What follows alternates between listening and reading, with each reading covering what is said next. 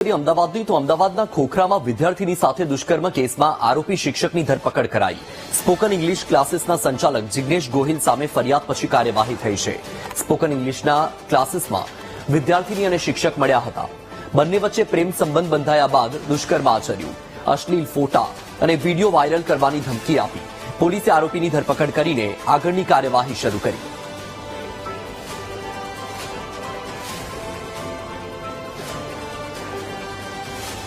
છેલ્લા એકાદ માસથી યુવતીના કહેવા મુજબ એને વારંવાર આ જે આરોપી છે એ બ્લેકમેલ કરતો હતો કે ભાઈ તારા જે મારા પાસે ફોટા છે એ ફોટા હું બધા વાયરલ કરી દઈશ, સગા સંબંધીઓમાં મોકલી દઈશ અને તારે મારા જોડે લગ્ન કરવા પડશે। જો તું મારી જોડે લગ્ન નહીં કરે અથવા તું મને પૈસા નહીં આપે તો હું તને બદનામ કરી દઈશ।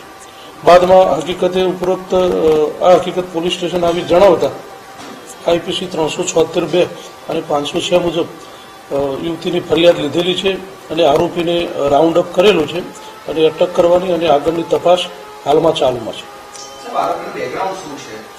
આરોપીના બેકગ્રાઉન્ડમાં આરોપી ખોખરા વિસ્તારમાં જ રહે છે અને શિક્ષિત છે અને આ પ્રોગ્રેસિવ એજ્યુકેશન નામની સંસ્થા તે ચલાવે છે અને તેમાં તે વિદ્યાર્થીઓને સ્પોકન ઇંગ્લિશના કોર્સ શીખવાડે છે।